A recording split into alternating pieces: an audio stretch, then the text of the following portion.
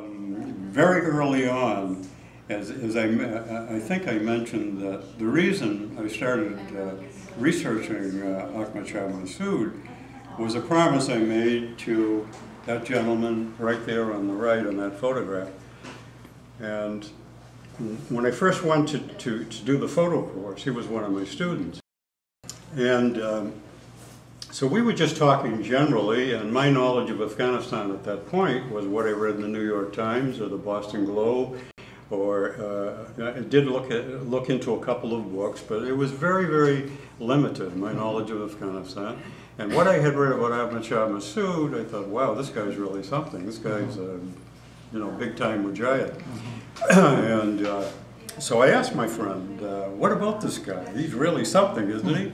And he looks at me and he says, oh no, he's a bad guy. And what do you mean he's a bad guy? He says, he's working with the Russians. And I said, working with the Russians? I thought he was the commander in all of Afghanistan, the #1, the celebrity, the media icon. Yes. And he says, no. And he started telling me stories about seeing Soviet soldiers and Massoud's Mujahideen together on armored personnel carriers, eating and being given gifts of food and flour and rice and other things they would bring and give to the people and to his Mujahideen.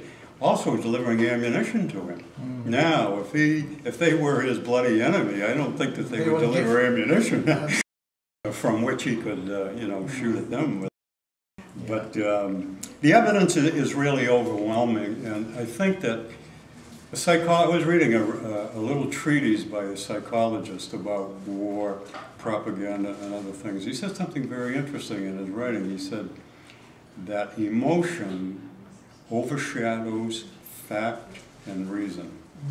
And he used an example that's not dissimilar to this Massoud thing. He talked about a particular politician who had all these loyalists following him in spite of the evidence that showed that he was on the take, he was taking money from corporate sponsors, he was doing all kinds of things that was unbecoming to a member of Congress. And he said, but the loyalists behind this congressman would have you believe he's a saint.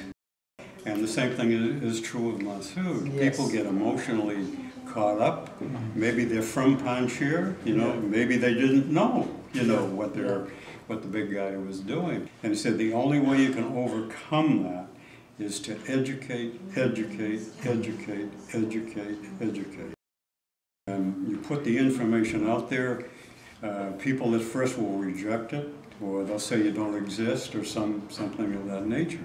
But if you keep putting the evidence out there, and I have never written a word that I didn't firmly believe was the best word I could put on the page, and that I had good reason to believe it was substantial, could be corroborated. Could be corroborated. In fact, my Russian people that I spoke with, I said, if I give your name and phone number to someone who calls you on the phone and says, did you really talk with Bruce Richardson? Will you please tell him that you did? And I said, because if you don't allow me to have this, then I'm a little worried about using your name because people will think this is manufactured. And I don't want that. I says, it's one thing to take a book written by like Leonid Shabarshin, the KGB director, and to take a quote from a book and quote the book page number 17. That's fine, that's easy. We all do that all the time. And that's considered bona fide. But when you have personal interviews, it enters a different realm. At least because quite often there are no witnesses. I know that there are certain loyalists from a certain faction in Afghanistan that are unhappy with what I write. But as anyone who has read any of my articles or my books will know, that I incorporate many, many sources to help me make a point or to help back up a statement that I have made. It's just not the opinion of Bruce Richardson in my work. It's the opinion of myself, yes, but of many others as well.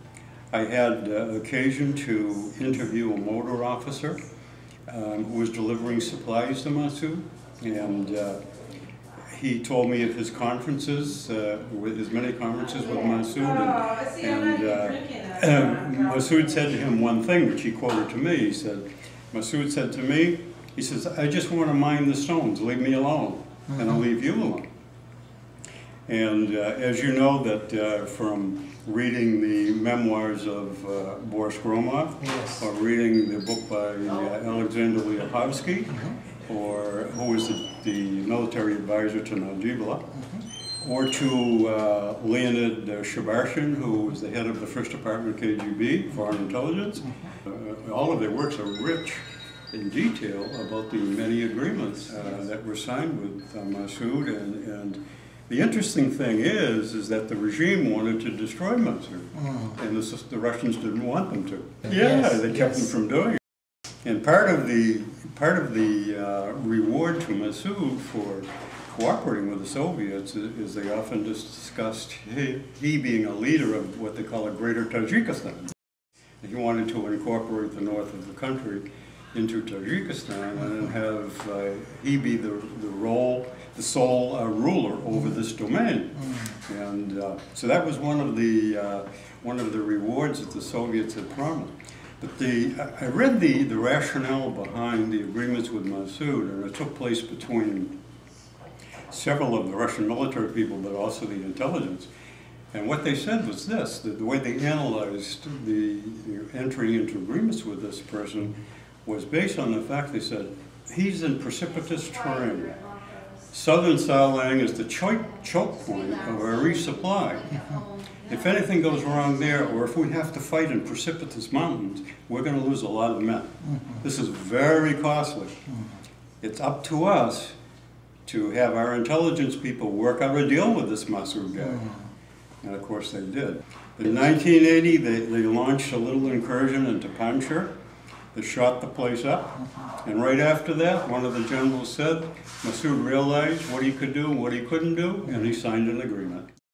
And then Gromov said the treaty lasted, the agreement lasted the entire time we were in Afghanistan. Yeah. So, you know, you hear times about there was a certain date here, a certain date there, and so on. And you even hear about incursions, Panjshir 1, Panjshir 2, Panjshir 3, and in which major battles are discussed either in literature or during a talk program. But in fact, they were not. The Soviets, in 1984, they went in there and dropped bombs and shot rockets and artillery and everything, but Massoud had been tipped off by Liahovsky to leave town. And so Massoud and his people weren't even there. And the Russians went in and they shot, and they talk about how they wanted to ensure that the local people thought that Massoud was really doing his job, particularly outsiders thought that Massoud was doing his job. The people who he lived with knew better. So there is an overwhelming, there's just an abundance of evidence that that attests to the fact that Massoud was a collaborator. And it began in 1980, and it lasted until the end when the Soviets departed. And then, of course, he still was working with Russia. He was intriguing in Tajikistan. He was instrumental in aiding both Russia and the United States against Taliban, as you know, before he was assassinated.